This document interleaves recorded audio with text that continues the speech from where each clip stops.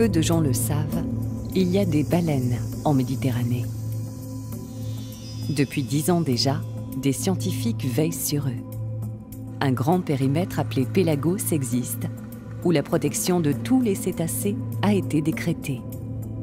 Au terme d'une décennie, c'est l'heure du premier bilan et de se retrouver face à la réalité de ces mammifères et de ceux qui les accompagnent. Car il s'agit avant tout de protéger les cétacés des dangers qui pèsent sur eux.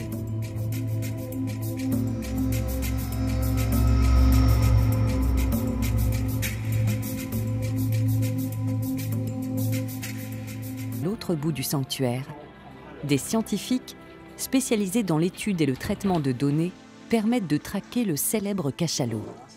Leur méthode, la bioacoustique. La bioacoustique concerne une grande majorité des animaux qui émettent des sons, soit pour communiquer entre eux, soit pour connaître leur milieu, chasser. La bioacoustique sur un site aussi riche que le parc national de Porquerolles ou le sanctuaire des cétacés Pélagos peut et bénéficie de traitements bioacoustiques pour recenser des populations et interpréter leur comportement. Alors on peut s'adresser soit à du dauphin bleu-blanc très commun dans la zone. On peut s'adresser aussi au cas du cachalot qui est détecté relativement facilement, les rorquals que l'on détecte et dont on peut ainsi dénombrer les passages sur des points stratégiques et anticiper sur leur présence à certaines zones, à certaines époques, à des fins soit d'évitement de collision, donc ça c'est des programmes un peu plus long terme, mais surtout à des fins de connaissance sur la biopopulation. Donc la bioacoustique a vraiment un impact important en termes de surveillance écologique. L'utilisation de cette bioacoustique permet également de décrypter et visualiser des scènes invisibles, comme les longues et profondes plongées de ce cachalot.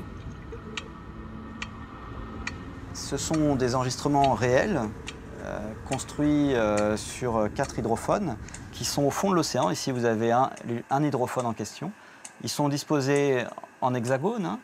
Il y en a 4 ou 5 ici, qui ont servi à localiser l'animal à quelques mètres près, et donc ensuite à redessiner la scène que personne n'a jamais pu voir, puisque c'est des choses qui se passent à 800 mètres de fond. Retracer la scène pour nous-mêmes comprendre ce qui s'y passait, parce que ce ne sont pas sur nos tableaux de chiffres X, Y, Z, T qu'on arrive à construire une scène précise durant 20 minutes. Et en fait, ici, l'accélération est interprétée par les cétologues comme étant le moment où l'animal est très près de la proie. Et puis silence. Ce silence est réel, il a été enregistré, il n'est pas un défaut du système. Et c'est le moment où l'animal ingère certainement la proie et il reprend des clics réguliers à 1 seconde par clic pour revoir son milieu, retrouver un site où il y aurait une proie.